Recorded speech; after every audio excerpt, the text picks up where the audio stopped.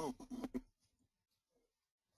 is a personal attitude, and only they just leave you, and it's not like any other hospital. Honestly, I'm telling you. One of the reasons is that people over here have a vision. People here have a vision. Though it doesn't lead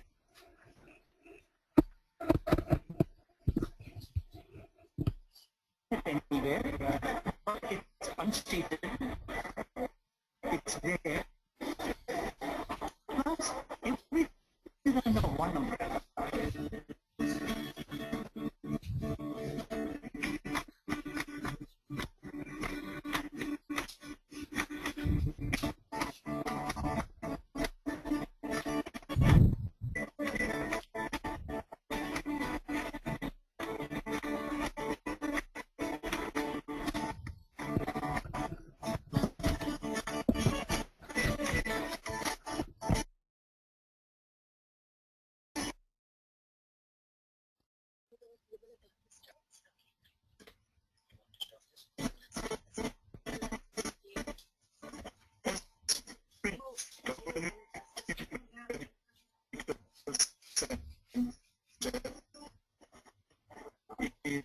organized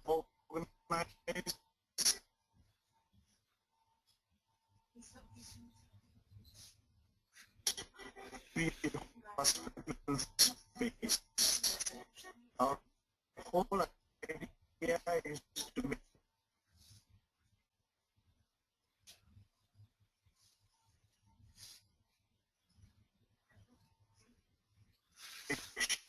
sure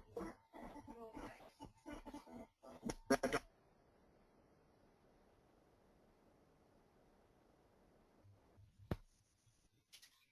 far as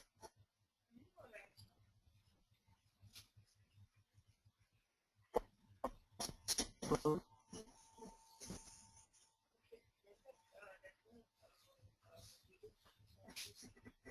you don't land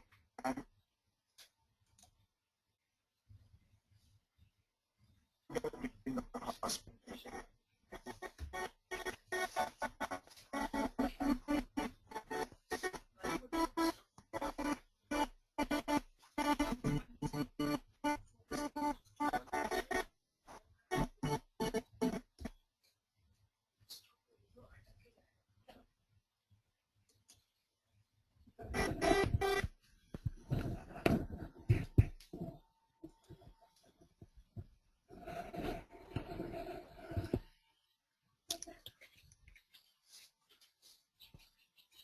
Good evening, everybody. This is Dr. Nagarajan, and I'm here to give you a talk today on vitamins and women. So please feel free at any point to type in your questions, and I and Tanisha will be happy to answer them during our interactive session. We're going to go ahead with the presentation now.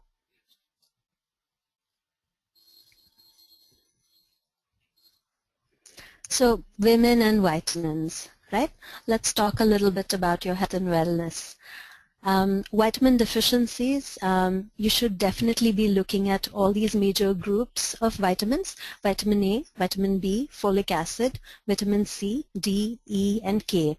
In addition to these vitamins, which you are probably all aware of or you have heard of at some point, there are also minerals which we require in various quantities for us to maintain good health.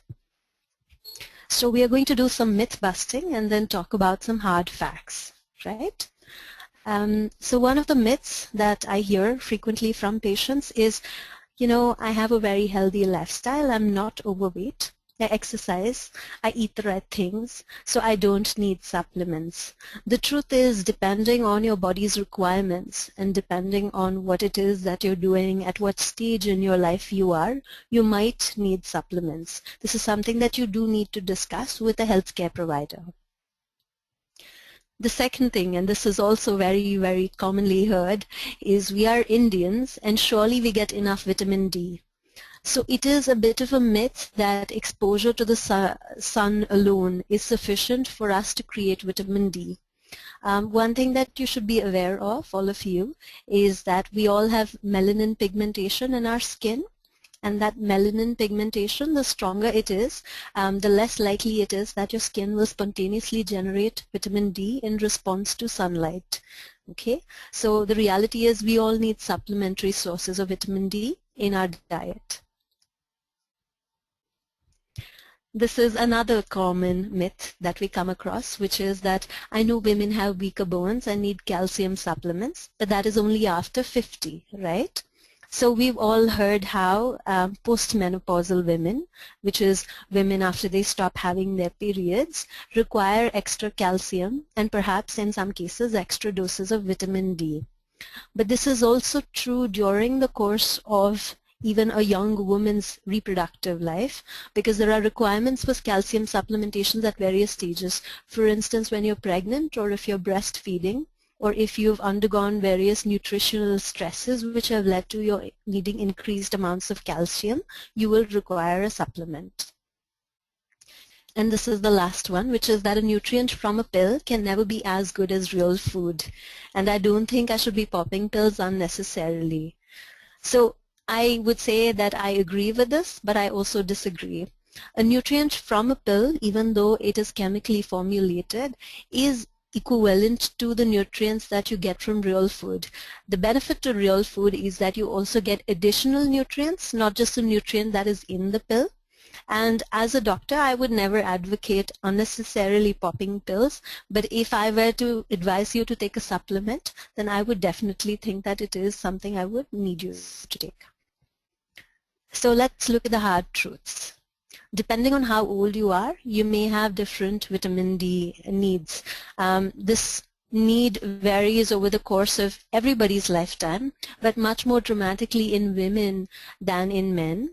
The reason being, at various stages in our life, we have different requirements for things like iron, calcium, vitamin A, B, D, E, K. So these are things that you need to discuss on an individual basis with your healthcare provider. Vitamin supplements can interact negatively with medication. This is true, and this is something that needs to be discussed with your doctor. If you are taking any medications, please do bring it up when they are telling you to take a supplement, or if you are being put on a new medication, tell them if you're already on any vitamin supplements, right? How you take your vitamin, whether it's through a pill or through food, does not affect how it gets absorbed. Some people have the idea that taking an injection is better than taking an oral vitamin supplement, or that taking it through food leads to different absorption than taking it through a pill. Both of these are myths. The only caveat or the only thing that I would have to add to this is that if you have a problem with absorption of specific vitamins or minerals, in that case you need to discuss with your doctor if it would be better if you were to get an injection. But that aside, how you take your vitamin does not affect how it gets absorbed. And vitamins may occasionally have side effects. So this is something that you should be aware of. Vitamins are not universally beneficial to everybody, and vitamins are not without side effects. Okay, so like any other substance that you put in your body, it can have side effects. How do you know you are deficient in various vitamins? We're going to run through a number of vitamins, and please don't be intimidated by the sheer number of symptoms.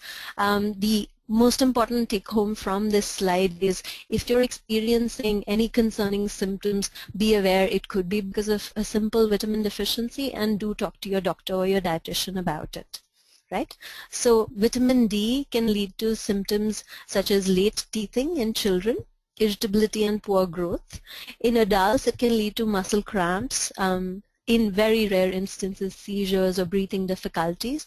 What I come across very commonly and what I hear people complain about is that they have a general sense of fatigue or malaise, that they feel like, oh, I'm not feeling myself, I don't have that pep in my step. And given how many of us are in sedentary jobs where we're indoors most of the time, and our diet habits may not be the greatest, this is a vitamin deficiency we come across very frequently. Vitamin B6, all the B vitamins are important in metabolizing various carbohydrates and proteins.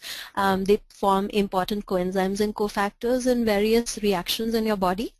And therefore, it is required for your body to both absorb other nutrients as well as use them efficiently to deliver energy to you.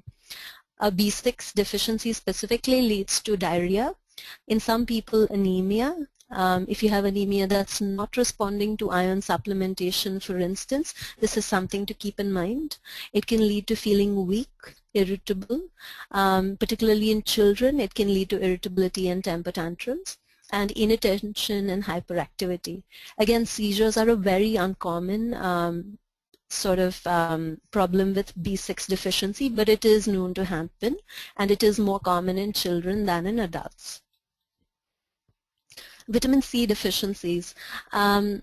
All of you probably came across this in school, and the classic image that you were probably given in vitamin C deficiency is bleeding gums. That's one of the things we see very commonly. Something else is easy bruising, which we also come across. Frequent nosebleeds can also happen, and a slightly lowered immunity leading to frequent infections and illnesses. Something else that may occur is a joint pain and dry skin and poor appetite, but those are less likely. The commonest things are easy bruising and bleeding gums.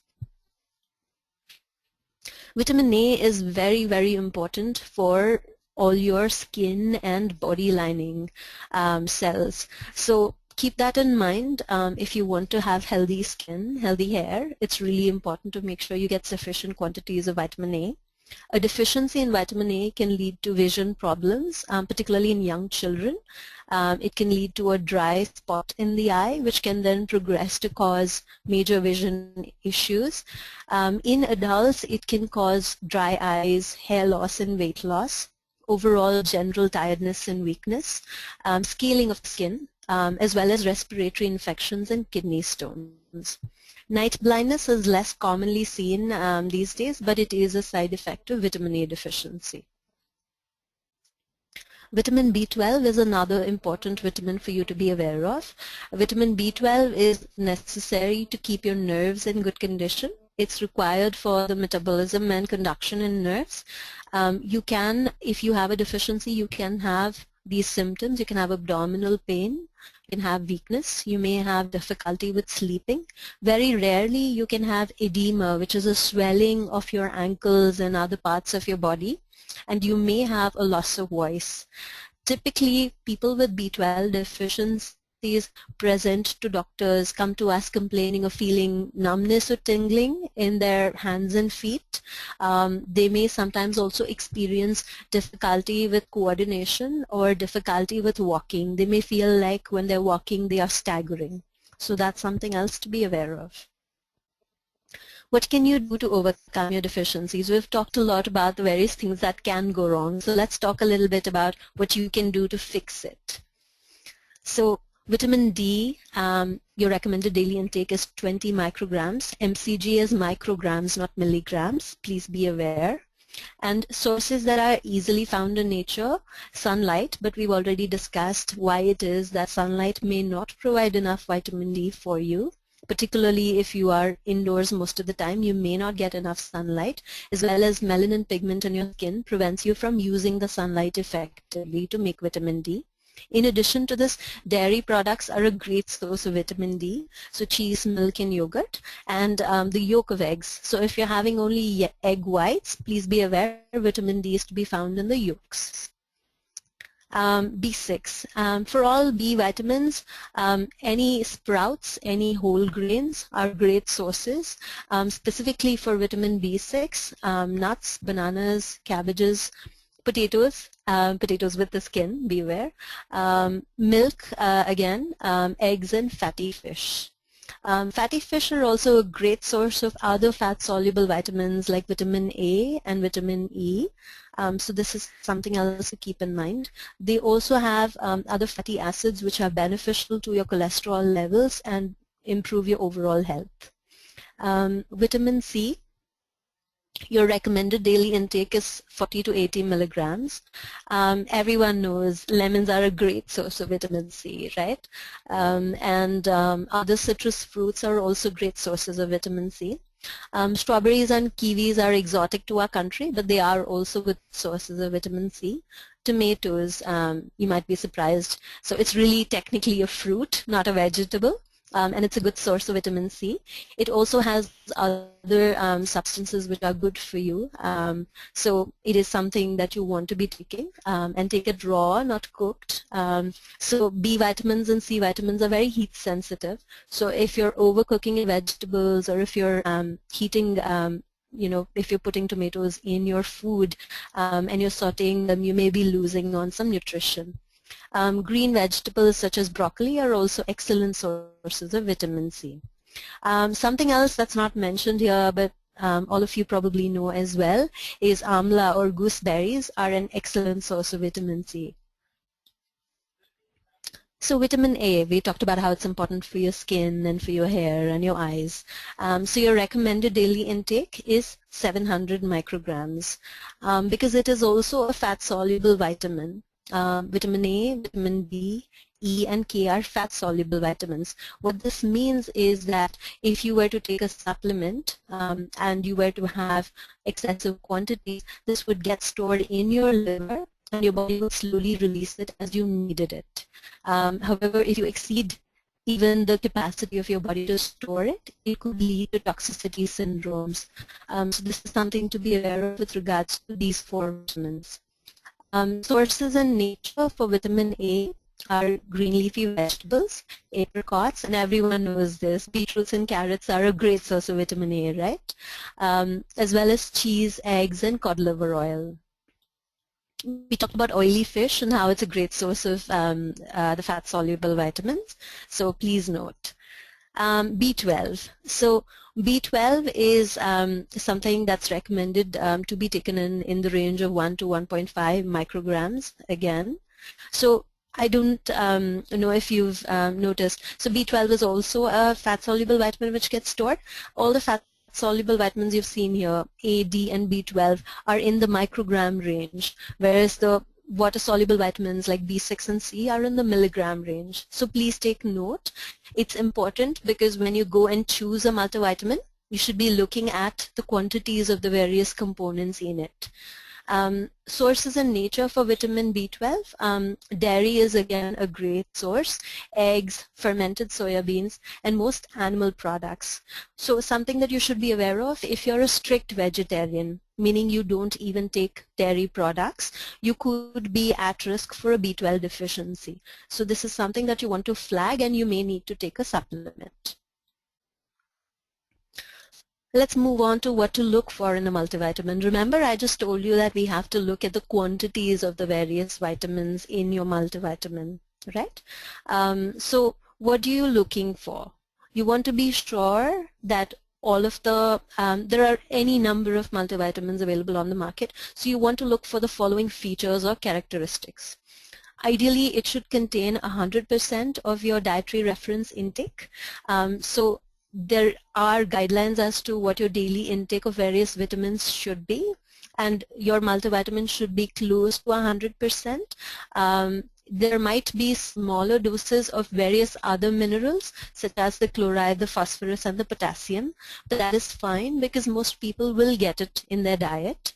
But you do want to look out for enough of the vitamins, specifically the ones that we've mentioned in this presentation. You also want to make sure that your multivitamin does not have more than 200 to 300% of your recommended intake. Too much of a good thing is not always a good thing. It can lead to toxicities, particularly with the fat-soluble vitamins. So this is something that you want to watch out for. You want to make sure that these multivitamins are pharmaceutical grade. What this means is that they have a standardized process of manufacture, they have quality assurance which makes sure that they are not giving you something which is substandard, and they are regulated by various pharmaceutical agencies, right? You also want to make sure that it does not have anything you don't need in it. Frequently, people who have allergies to medications actually have allergies to the other things in the medicine, not the chemical compound itself, the preservatives, the artificial flavorings, the colorings, all of that. So try to pick a multivitamin which does not have any of these other things which you don't really need it to have. And look for one which meets your needs. As I mentioned, women particularly have varying requirements of vitamins at various times in their life cycle. So you want to make sure that this is suitable for you. So important things to remember. Multivitamins are a supplement. They are not meant to substitute what you're eating.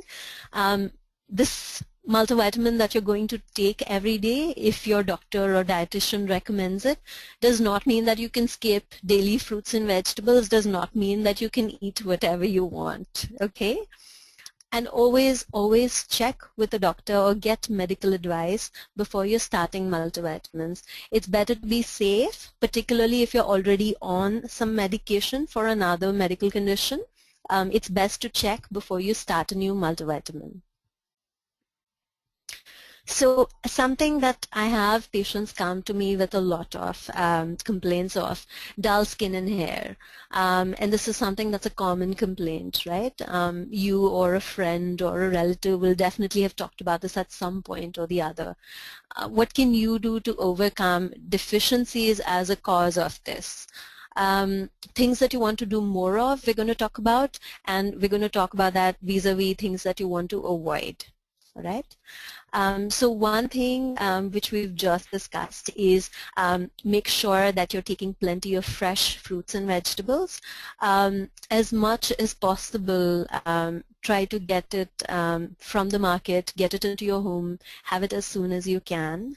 Definitely avoid overcooking the vegetables, and don't cut your fruit and keep it on the fridge for a very long period of time, because the longer you put it in there, the more nutritive value it's losing. Okay, and as the logo says, the slogan says, if it came from a plant, eat it. If it was made in a plant, don't eat it, right? So I think this picture speaks to the second part. Please do avoid highly processed foods. The more you make your food from scratch, the more you're assured of all the various things that go into it, and you can control how healthy it is and how much of your daily requirements it is meeting. So how do you read the labels on foods? This is a very important skill for all of us to develop. One thing to always keep in mind is look at the serving size. The packet may be a 200 or 500 gram packet, and the serving size may be every 100 grams. So this is something to watch out for. You will see that it says quantities of various substances in it. Please definitely look for the amount of sodium in it. A lot of us consume much more sodium than we need. And please also look for any things that you don't want. In addition to sodium, you want to look for trans fats. Trans fats are a no. And you will see how in the very last line it tells you vitamin A 0%, vitamin C 0%, calcium 6%, iron 8%. So that percentage refers to your RDI. So this is something that you need to be familiar with. We talked about artificial coloring and preservatives. So as much as possible, try to avoid anything that's brightly colored, any color which is not found in nature. You want to look at it with some suspicion. This is something that is very important for us in this day and age, refined sugar. Refined sugar has a lot of impact on your health. It gets very rapidly absorbed by your body. It causes spikes in insulin. It might even be detrimental to your overall health because it inhibits absorption of various other substances. So please do cut back on sugar. Also, in processed foods, look for something called high fructose corn syrup, which is an additive which is used to give sweetness to processed food, which is another common source of dietary sugar. Coffee. So all of us are guilty of trying to power through a day when you're low on energy with extra cups of coffee. Um, I'm not going to tell you don't have your daily coffee or tea, but do consume it in moderation. So if you're exceeding 2 cups a day of either coffee or tea, you need to be thinking about it and maybe even discuss it with your doctor. Look to cut back. Also look at if you can switch to, if it's something you're drinking for the flavor, perhaps you can switch to decaffeinated coffee, which is now becoming more widely available in supermarkets, or you can switch to green tea instead of regular tea. There are a couple of reasons for this. The substances in coffee and tea may inhibit the absorption of other nutrients which are found in your food if you're taking it right after a meal. It can also interfere with absorption of calcium in the milk. So that is something else for you to be aware of. If you think that by having 2 cups of coffee or tea a day you're meeting your calcium requirements, then I'm afraid that that's just wrong. That's not true. Sources which are rich in B vitamins, we've already talked about some of them.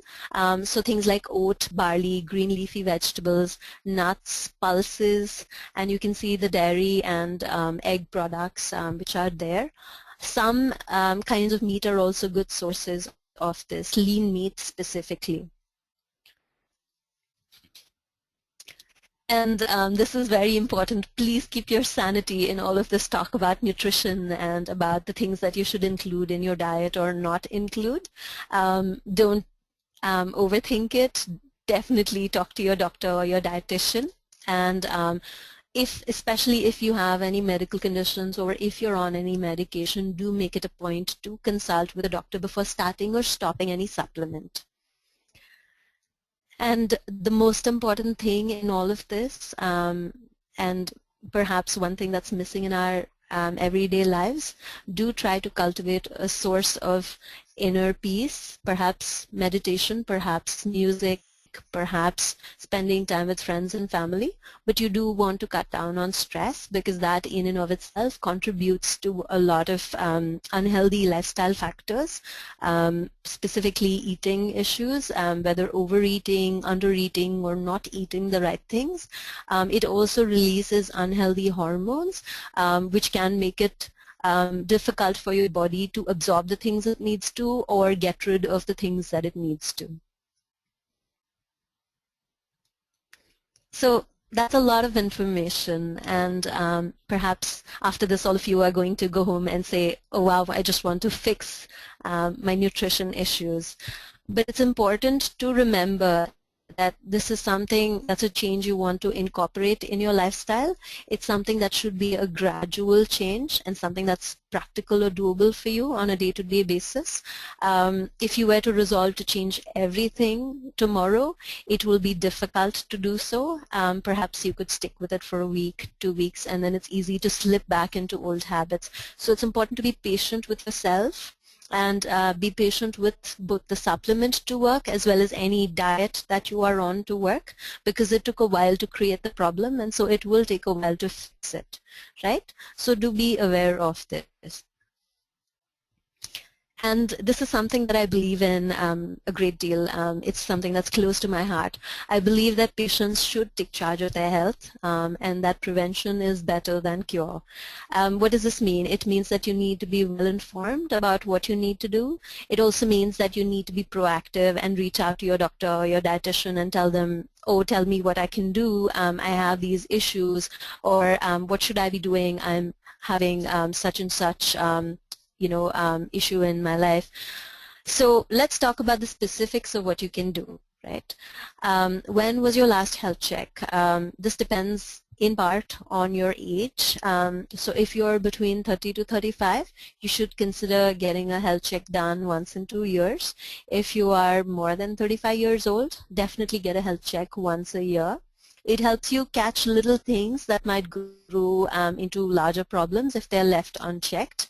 If you are below 30 and if you have medical problems or if you have never had a health check in your life, then you should consider getting a health check, right? What are you looking for in a health check? You want to look for things that put you at risk. At risk for what? At risk for potentially issues with your heart, with your blood vessels, and definitely issues that can lead to what we call lifestyle diseases. So we're looking at 5 parameters. We're looking at your cholesterol, we're looking at your sugar, we're looking at your blood pressure, we're looking at something called your BMI, which is your body mass index. It's a function of your weight and your height. It's a formula that's calculated, and it's a number which you want to remember or be aware of. The last parameter we are looking at is something called the waist to hip ratio. You may have come across in magazines or heard on TV or on the radio about people being apples or pears. So as somebody who's an apple has a higher or a larger waist measurement compared to their hip, and someone who's a pear is the opposite.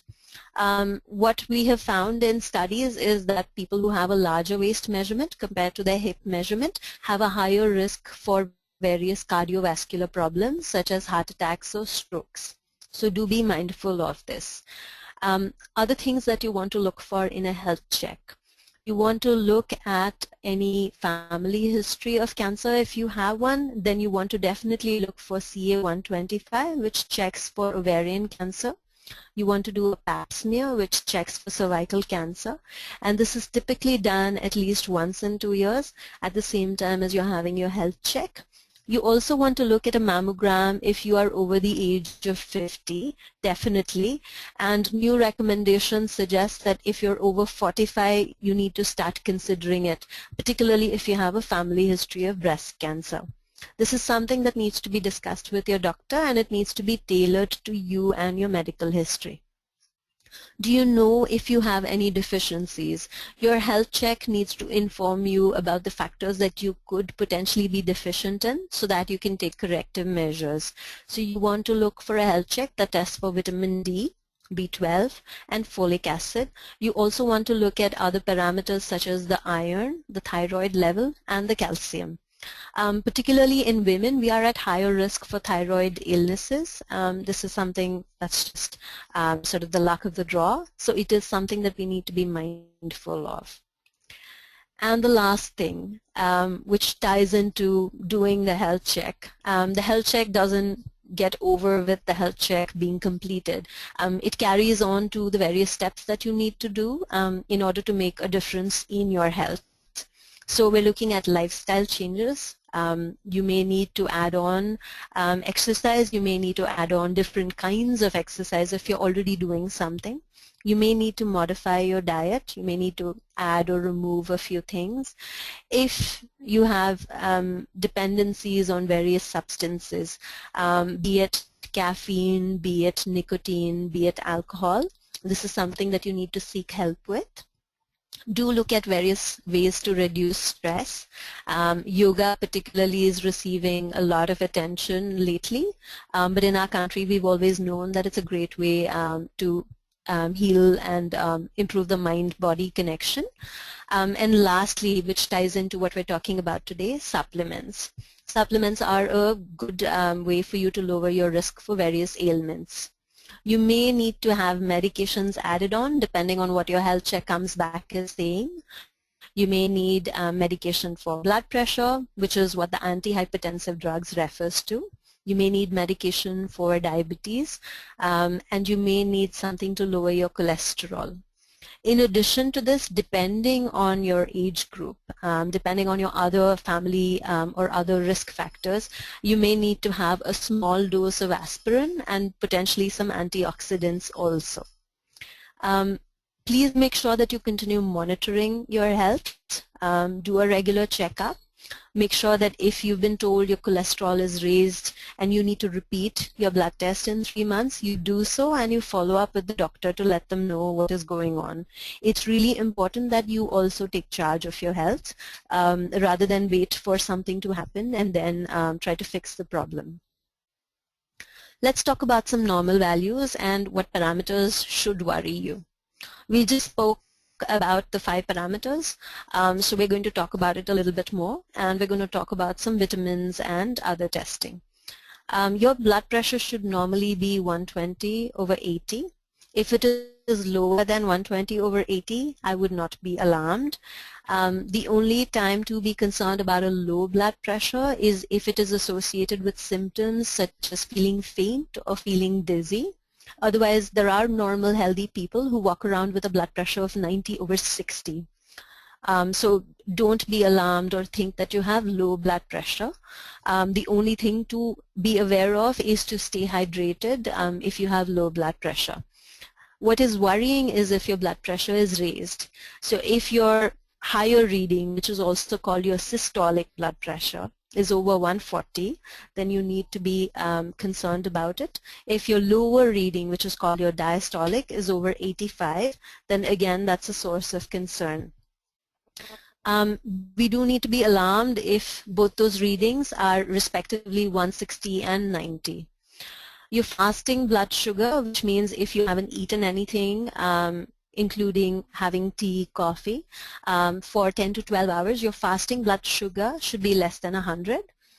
If it's between 100 to 130, you should be concerned, and above 130 is a little alarming. You do want to meet a doctor and take some corrective action. A total cholesterol of below 180 is a good number. Between 180 to 250 is a source of concern, and anything over 250 is alarming. Your body mass index should ideally be between 18 to 25. Below 18 would mean that you are underweight, and above 25 means that we should be concerned about the various risks associated with being overweight. So between 25 to 30 is a little worrying, and over 30 is alarming. It raises your risks of diabetes, heart disease, as well as strokes. Vitamin D should normally be between 30 to 75. Anything below that, you would need supplementation for. And you do not want to get the risks of toxicity with this, which come at levels above 150. B12 should ideally be between 200 to 900 picograms per ml. Folic acid between 2.7 and 17. And thyroid values, the most important thyroid value is something called the TSH, and that should be anywhere between 0.5 to 6 international units per ml.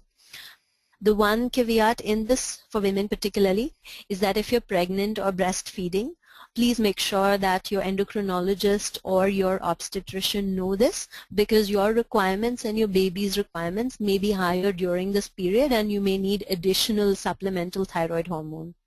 Your calcium levels should normally be between 8.5 to 10.3. If it is lower or higher than this, that is a source of worry. So please do come talk to us. We are a chain of healthcare clinics and we are present at Andheri, Goregaon, Khar.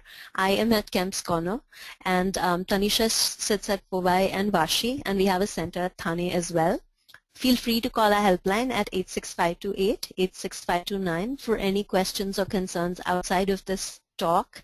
And now I'm going to start answering your questions, and I'm going to hand it off to Tanisha as well as appropriate.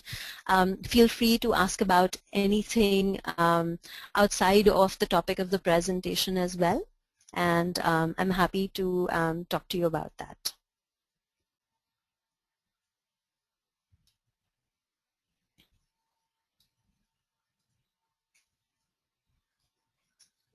Right.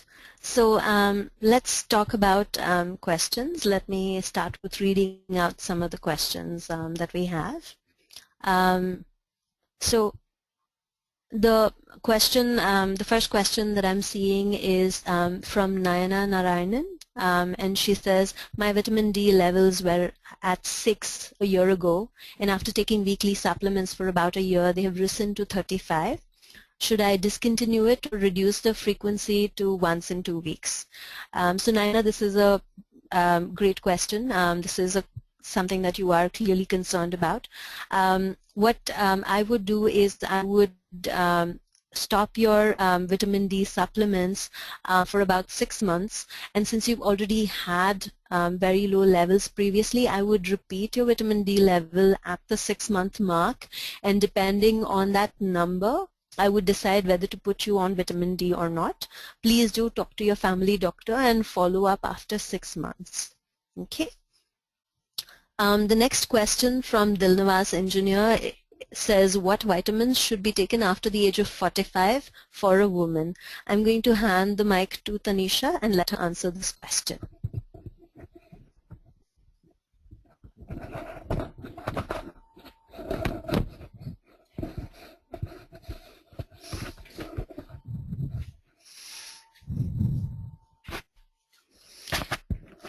Hi, good evening all. This is Tanisha Sharma. Hi, Dilnawaz. So ideally, I would be recommending one thing to you is that definitely you should be consulting your doctor if you are currently on any multivitamins or that you would want to start taking it. As a natural source of vitamins, we've all seen, and Dr. Madhu has shared a beautiful slide with us, you should be going more of a natural or organic diet consisting of fresh fruits and vegetables, definitely. Something like a milder dose of a multivitamin can be started. The recommended amounts have been shown to you already. So the best part would be that you could consult your physician as the best person who can advise you on what kind of multivitamins does suit your age.